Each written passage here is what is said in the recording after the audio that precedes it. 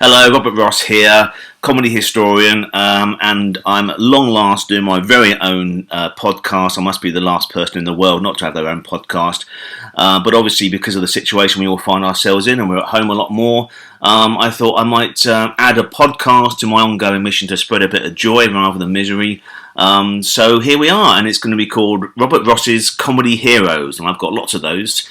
So we'll do one of these every day or every other day or whenever we fancy it, basically. Yes, Comedy Heroes, and I'm joined on this little chat with my good lady, Miss Gemma Fanning, who will explain what's going on here. Hello. Hello. Okay, so what we're going to talk about today is we're going to take in turn a different comedy hero of yours. Mm-hmm. And we thought we'd start this off by talking about Frankie Howerd, because that's how we met. Oh, no, what? Such a face. No, Frank, it's my turn. Yeah, we met via Frankie Howerd. He's long been one of my absolute comedy heroes. I adore Frank. And yeah, we met at the Museum of Comedy, a venue in Bloomsbury in London, where I do lots of shows. And this particular show, I was in conversation with my good friend Geoffrey Holland. Hi. Hody ho, thank you. And the show, we did two shows that day. They were different shows with different clips, and it was called Geoffrey Holland's Comedy Heroes, Comedy Friends. And one of the people that Jeff worked with was Frankie Howerd. He understudied Frank in pantomime, and he eventually went on because Frank couldn't. He was unwell. So I let that story go, and I've got my own personal connection with Frankie Howerd. And I did say, I started saying the story, and I thought, no, it's not my show. This is Jeff's show, really. So I said, anybody wants to hear the end of this story, I'll be in the bar afterwards. Enter me. And thus enter where we are today. So, yeah. Obviously, like probably a lot of people who kind of know Frankie Howerd in the mainstream, I knew him through Carry On and adored him in Carry On Up the Jungle and in Carry On Doctor. But just this week, we've been watching Up Pompeii. Yeah, which sort of span off from Carry On. I mean, the pilot was in 1969, so Frank had made his last Carry On film appearance. They shot in 1969 and released in 1970. Carry On Up the Jungle, as you mentioned, and also that year he did the TV Christmas special. So that was the last Carry On connection, official Carry On connection. He did the first 1969 Christmas special, which was brilliant and hilarious. But Up Pompeii was written by Tora Rothwell, of course, who wrote those classic Carry Ons that you mentioned. So it was sort of like a small screen continuation. It's like sort of Carry On Cleo, really, Up Pompeii. But you'd not seen it before, had you? The TV? No, I mean it's not something. I think I remember maybe in the 90s it being on, and I have this vivid memory of it being on TV, probably like New Year's Eve or Christmas Eve, and it was on. And I think as a child I didn't really connect with it. I suppose because the one thing that has been repeated more than anything is the film version. There's a film version, and they did a trilogy, what I call the Up trilogy, and preempting the system of Blackadder, they did different historical periods. So the first film was a spin-off about Pompeii. Lots of sitcoms of the 70s span off into big screen versions. So they did a film version of Pompeii, recast everybody but Frank, and then they did another one called Up the Chastity Belt, which featured the late great Roy Hudd as Nick the Pick. Which is sort of medieval, Crusaders sort of thing. And then they did the last one, Up the Front, which was the Great War, the First World War spoof with Frankie Howerd in it. So they did three of those films. So those were on TV a fair bit. But the actual TV shows have not been repeated for a long time. They are available. You can buy them on BBC DVD. So the whole set's I think there. that's why I've not necessarily even seen them available, not for a very long time in the mainstream, unless you go and hunt for them. But something else you introduced me to was we both went on a cruise back in October, and you did your Forgotten Heroes show, but the Halloween version, and I never realised, was it a Hammer horror? It wasn't Hammer, no. The House in Nightmare Park. It wasn't Forgotten. I did several shows. I do these cruises for anybody who pays me, basically, CMV and P&O and put like that. And I did a show. It was Halloween, as Jem says, and I do a show. I did do a Halloween version of Forgotten Heroes of Comedy, but I also did a thing called just comedy horror stuff. So that was Abbott and Costello and and Mel Brooks' Young Frankenstein and all that. And this Frankie Howerd film, it looks like a Hammer horror, but it's not. It's called A House in Nightmare Park. And when I was a kid, it was the one with the snakes in it. It was on TV quite a lot, and when I was in sort of like probably 5, 6, 7, 8, whenever, my dad would let me stay up late and watch this thing. It's quite scary in parts, but it is funny as well. And it's like a lot of those comedy horrors. They brought in a proper horror actor to be in it as well. So Ray Milland, who, although he was a matinee idol and in the 40s and a Hollywood star and won an Oscar for The Lost Weekend and all that, he was on his uppers a bit in the early 1970s and was doing films like Frogs and The Two-Headed Man and these sort of crazy horror films. So he came back to England. He was Welsh originally. Came back to Britain to make this film with Frankie Howerd, and it's brilliant. It's a sort of spooky house comedy thriller. And it's available on network DVD. So there you go. You can buy that, and on Blu-ray and DVD now. And another now connection. It's funny when you become aware of something, you suddenly start seeing things all the time. And I think we're going to do another podcast on Marty Feldman, who I didn't know about until I met Rob. But you have this lovely, gorgeous poster, which I think you put on Instagram or Facebook the other day, of Jumping for Joy, which has just been on just this week on Talking Pictures TV. Talking Pictures TV, the national service that Sarah Cronin and her husband and father provide for all of us to enjoy. Yes, absolutely. Jumping for Joy was quite a rarity, really, and it's a beautiful poster that I bought years and years ago, which I have. And you'll probably better spot it on one of the companion pieces. We're doing a little filmed thing as well during this mad crisis, and I might pose by that this afternoon if you have a look later on that episode. But yeah, Jumping for Joy is good, and I think people forget how big a star Frankie was in those early days. I mean, he was a lot like a lot of those comedians, like Peter Sellers and Spike Milligan and Tony Hancock, and John Pertwee. They'd served during the Second World War and came and demobbed and came back, and Frank was in the army. But he was a huge radio star. He had this wonderful, even back then in the late 40s, this bumbling sort of style, and these wonderful shaggy dog stories that Eric Sykes would write for him. So he had all this, all that stuff, all that was scripted into the scripts. All that sort of bumbling style was scripted in. But he made a handful of films in the mid 1950s, star vehicles. The first one was a thing called The Runaway Bus, which was written and directed by Val Guest. And Frank would always joke it was made so cheaply because they had a coach and they stuck it in the fog.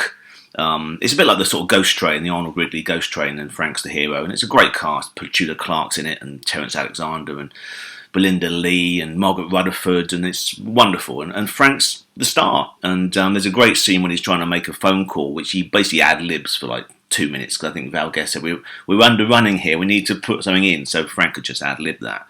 And Jumping for Joy was the same sort of era.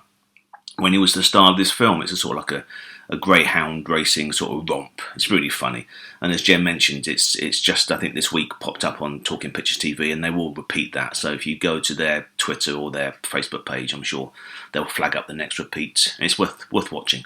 So what inspired you? Because you wrote a book about Frankie. I did. Thank you, Doug. Thanks for that. I did, The Complete Frankie Howerd. What inspired the book, or yeah? I just love him. And I was asked, but that was published by Reynolds and Hearn. Actually, Val Guest and his wife Fiona Donlan wrote the foreword for that. 2001, I think. So it was Richard Reynolds and Marcus Hearn, my publishers, on that one. And it was one of those glorious days. I went round to Richard's house, my publisher, and the first person to publish me, actually, B.T. Batsford's. Richard worked at B.T. Batsford's, and he was the one that commissioned me to do, or sign me up to publish the Karen Companion. So I'm indebted to Richard Reynolds my entire life. So thank you, Richard. But yeah, he went off and did his own publishing house, himself and Marcus Hearn. And they asked me to write 2 books for them, one on Frankie Howerd and one on Sid James. So I said, I could do that, thank you. That's, probably my 2 absolute comedy heroes, so there you go. Yeah. So how did you start your research for a book? Because it's always interesting learning how writers begin with research, essentially. So yeah, I mean, that's my favourite bit of it, I think. You just go to newspaper libraries, or you go to Colindale, which has loads of newspapers there, and on Microfiche, Radio Times and TV Times listings. This is well before the Gnome, the BBC Gnome with all those listings online now. You had to go and do all the hard graft, which I just loved. And then I know it's awful. It's the worst job ever. You have to sit down and watch a lot of comedy and just look at it and put it into some sort of context. And the one about Frankie Howerd, I did quite a lot of reference books. That was a reference book, so it's broken down into radio and film and TV and stage. And you just meet people who he worked with, and you get interview footage from them.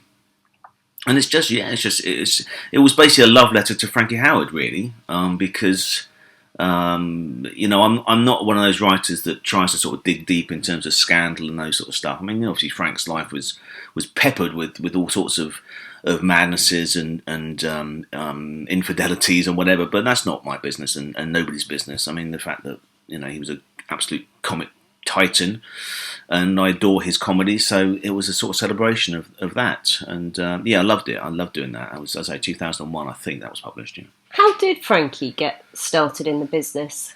Well, it's a good question. I mean, he was born in York in 1917, and as I say, he joined the army. He wanted to be a straight actor, but he had a very bad stutter, so he couldn't sort of do his serious stuff. And I think that's why he started doing that on the pauses and stuff to make the stutter almost work for his comedy, and it gave him this unique style.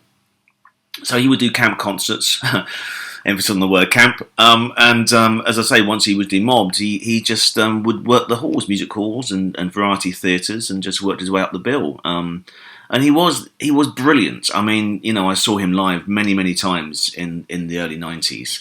Just before he died, when he was he called us his Frankie Pankies, but he was still doing the same routines. 40 years on, really, it was the same sort of shaggy dog stories and innuendo jokes and things, and he was just brilliant. But that was it. I mean, I think on radio, if you listen to those, they're available. Snippets of Variety Bandbox and those radio broadcasts. He's almost fully formed. He's this just great comedy personality, and there's only a handful of those people. And you can think of people like Tommy Cooper and Eric Morecambe and Tony Hancock. They're just indefatigably just them, and nobody else can be what they are. They are just brilliant. And Frank is still. If I feel blue, I stick a Frankie Howerd film on. He cheers me up. Well, to come kind of full circle, so going back to the fact that I know him, and probably a lot of people, their first experience of seeing him on TV is from Carry On. Yeah. How did he end up in the Carry Ons? Well, that's another good question. I mean, his up and down roller coaster career. I mean, he had so many comebacks, Frank. It was ridiculous. He would give up the business and I'll give it another 5 months and I'll go and run a pub somewhere or something. And by the early 1960s, he was finished, really. He was doing. It's a film I sort of love. He did a film called The Cool Mikado, which is a early Michael Winner film with Mike and Bernie Winters and Tommy Cooper and Dennis Price, and it's nuts. It's a 60s sort of version of The Mikado, Gilbert and Sullivan opera, and Frank's in that, and he's really at the end of his tether, really. And that was sort of 1962. And then he did the revelation of the turning point was when he was invited to do That Was a Week That Was, satirical David Frost show. And Ned Sherrin was writing for it, and he did this monologue about the government and about and he went on and did this beautiful sort of Mickey take of the whole satire boom. The darlings of comedy were the Beyond the Fringe guys, Peter Cook and Dudley Moore, and Alan Bennett and Jonathan Miller. And he said, the four just men, or the four men just. So he was setting up the modern comics, and it was brilliant. And so suddenly the phone was ringing off the hook, and he got all these offers to do, his own BBC show, so written by Ray Galton and Alan Simpson. And off the back of that, he was offered the role in Carry On Doctor that Kenneth Williams had turned down. The lead part. It wasn't called Francis Bigger because it's called Francis because of Frankie Howerd, but it was that part. Kenneth sort of balked at the idea of having the lead part. He wasn't going to be in it at all, Kenneth, and then he came and agreed to play the little part of Dr. Tinkle. And there's moments. I mean, they do have scenes together. There was a weird thing where the producer And creator of the Carry-Ons, Peter Rogers, didn't want to put them in the same scene because he thought they might, cancel each other out in a weird sort of way. But because they're both sort of these colossuses of camp comedy, but they are in a few scenes together. But it works really well, and that was it. But it was a guest star thing. I mean, I was mentioning on the show I did on Sunday just gone. This is we're 20th of March today. And the Sunday at the Museum of Comedy, I did my Forgotten Heroes show, and Arthur Haynes. We played a bit of Arthur Haynes. And he did one of the Doctor films, the Betty Box, who was Peter Rogers' wife, and Rafe Thomas, who was the director, Gerald Thomas's brother. And Arthur Haynes did a film called Doctor in Clover. And that's the one thing you tend to see on TV of Arthur Haynes now. And Frank did Carry On Doctor, which is a sort of an affectionate sort of homage to the Doctor comedies. Even they've got a portrait of James Robinson Justice, who played Sir Lancelot Spratt in the we'll cut that bit. What are we? 50 minutes in. There's a portrait of James Robinson Justice, who played Sir Lancelot Spratt in the Doctor films, between the lifts in Carry On Doctor, as a little sort of nod to those films. So it was really Peter Rogers celebrating his wife's comedies. And Frank, in the middle of this, was just brilliant. I mean, he wasn't really an actor, he was a comedian, but he could act, and he could act his own comedy persona. So to stick him into that well-established gang of Charles Hawtrey and Joan Sims and Hattie Jakes and Sid James, it was just brilliant. And I love Carry On Doctor. But he wasn't going to join the team. It was sort of not quite a one-off, but he was there. And he sort of had a thing with Peter Rogers loved him at that time. I think they must have had some sort of disagreement, because Peter Rogers said he was like friendly moss. He grew on one, Frankie. And they had a sort of an agreement that maybe every 2 years he'd come back and do one. So it was 1967 they shot Carry On Doctor. At the end of 67, release for 68, and the end of 69 they shot Up the Jungle for an early release in 1970. And there's a lovely letter from Frank after they wrapped on Carry On Up the Jungle in the archives, just saying, I look forward to seeing you in October 1971. But that would have been Carry On Matron, and he wasn't obviously in Carry On Matron.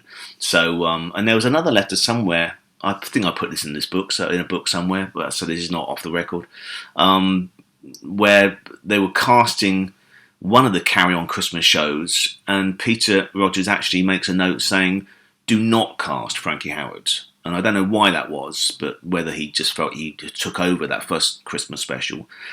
He does it brilliantly. I mean, he plays two parts. He plays this very glam, sort of Mae West-like fairy godmother in it, and also the poet Robert Browning. And there's a bit when he first appears down the chimney and he loses his wig, and he ad-libs it basically. I mean, it's just hilarious. And Hattie Jakes is sat on the settee just watching him for like 5 minutes, not getting a word in. It's just pure Frank.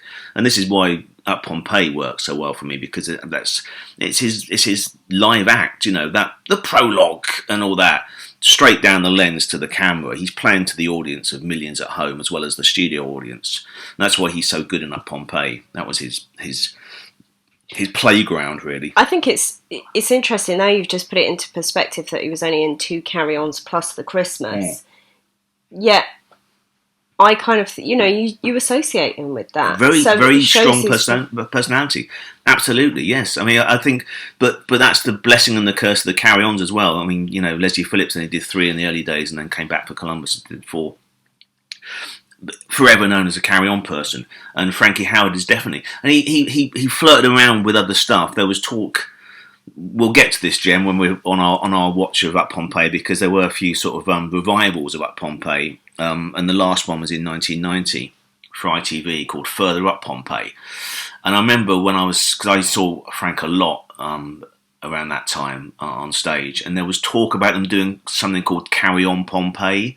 They were going to get Barbara Windsor and Joan Sims in to do like either a TV special or a film.